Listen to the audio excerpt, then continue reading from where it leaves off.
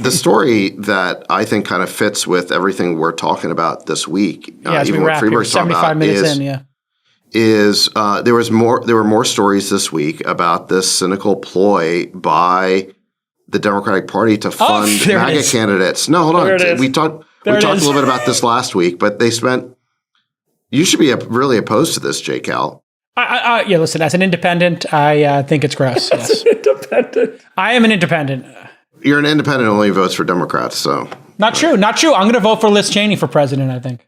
Liz Cheney or Bezos. Those are my two choices. Have you ever voted for a Republican candidate for any office ever? I have. You have, really? Yeah. I am a moderate, and I don't feel like. Who? When? I voted for.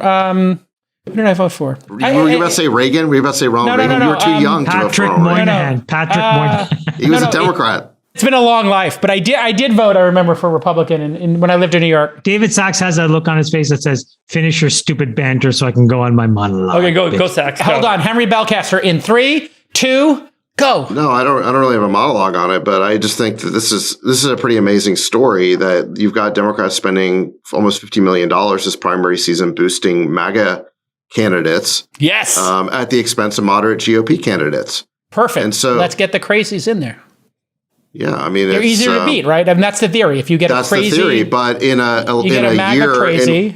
year in which you get a red wave, it's really dangerous, and it totally undermines what the Democrats are saying in their January 6th committee hearings. It's completely cynical. I agree. Yeah, you can't on the one hand it's as cynical as backing Trump.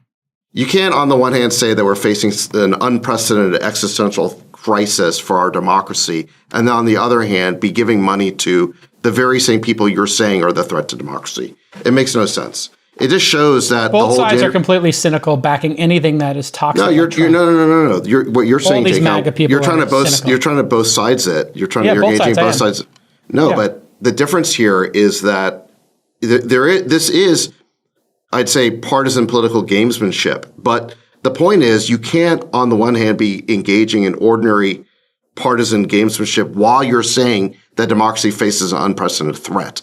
That's the disconnect. No, I get that. You're trying to get too cute. What do you think about Liz Cheney? I'm curious. Would Well, you vote for her if she was a nominee? She's a warmonger, just like her father. She's basically Darth Vader 2.0. So that's my biggest problem with her is no, I would not vote for her. Too much war. Okay. There's not a war she doesn't want to get us involved in, and there's not a country she wouldn't try and impose democracy at the end of a barrel. Okay, so that's why I don't like her. But to your point, Democrats say they want to work with more Republicans like Liz Cheney. But if you look at who they're donating money to, they're donating money to support the MAGA election denier against every single Republican who voted for impeachment. Okay. Yes. So you look at like the specific races. It's completely cynical, and it's just about winning, just like the Republicans. Just to give you one example, Democrats they launched $450,000 of ads to take out a Grand Rapids Congressman Peter Major, who also voted for Trump's impeachment. They did this with a Republican in California, David Valadao, and just on and on. So you've got, on the one hand, you've got Democrats saying that this is an unprecedented threat to democracy. They want to work with more reasonable Republicans who aren't denying the election, while at the same time trying to basically fund the campaigns of the MAGA candidate. Yeah, the reason they're doing it, obviously, is if you fund one of these maniacs, then they're easy to beat. So they're trying to serve up somebody who's an easy candidate to beat. Right, I get the strategy. Do you think it's an effective strategy?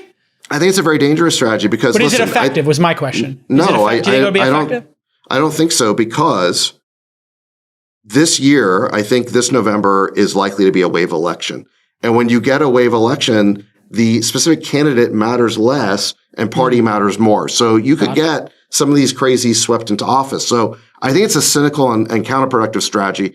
And you say that Republicans do it too. I can't remember any example of Republicans ever doing this. Well, I think Trump itself is like supporting Trump is the. I can't remember a single time ever where Republicans have basically funded the Soros candidate. The audience loves it, Chamath.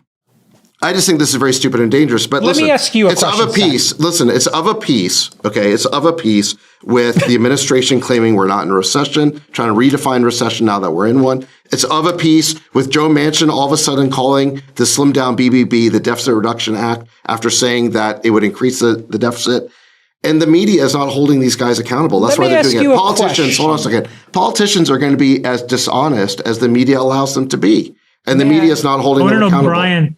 Conan O'Brien kept the White House honest. He tweets out, the White House now says it's only a recession if you see a salamander wearing a top hat. Absolutely. The comments are the best. One guy's like, Conan has his moments. What about a rabbit wearing a pancake?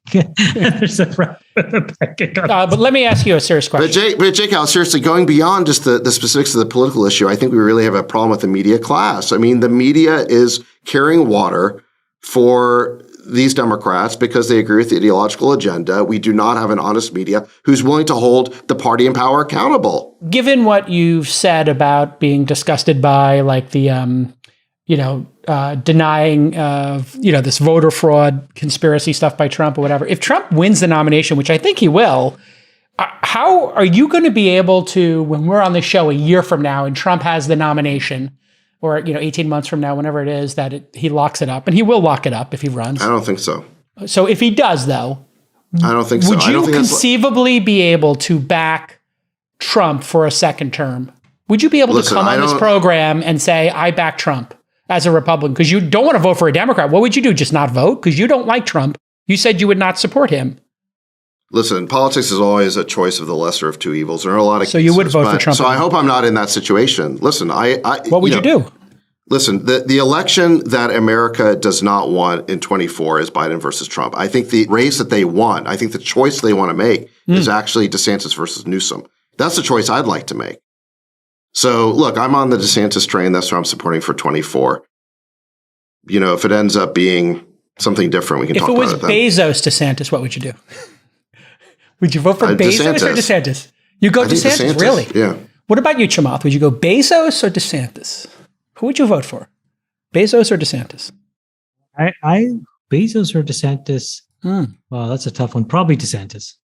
Okay. Freeberg, Bezos, DeSantis. I'm good. I'm going to sit this question out. Let's keep going. Okay. All right, everybody. There you have it, everybody. It's a dumb question, Jake Al, because Bezos is not running. I mean, and honestly, the fact that people were even discussing that is it's a thought experiment. But the thought experiment. The reason why I would go DeSantis is at least he knows how to play the game of politics. Bezos would just in a matter of a week be like, "Why did I do this? I had the best life in the world." Exactly. There's just no way. It's a stupid idea. He is living his best life.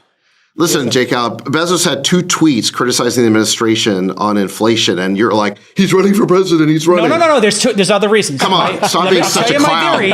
He bought the Washington Post. He bought the biggest house in D.C., and he gave that $10 billion climate pledge. I think those are all little cards that you could check boxes. And if he writes a biography... Bezos probably has houses all over the world. Doesn't mean he's running for president of those countries. Come on. I'm just saying. You're just scared. You're scared of the Bezos presidency. You know that he would roll over DeSantis. He would roll DeSantis. Even if Bezos were dumb enough to run for president, I think he's too smart to do that. The Democratic Party would never nominate him. That's not... Why? He wouldn't pass like some purity test because of unions? Look what happened to Bloomberg. I mean, listen, don't get me wrong. I'd love to see a candidate like Bloomberg or Bezos nominated by the Democratic Party because they clearly understand economics, right? Would it be a masterstroke by the Democratic Party to embrace a moderate business person? I would love to see a candidate like that. But look what happened to Bloomberg. Bloomberg spent $100 million and he lasted to... the first question of the first debate. Yeah, they knocked him out. The first question of the first debate. And then, it was Elizabeth Warren knocked him out by just basically calling him a billionaire. And he's there stunned. He had no answer.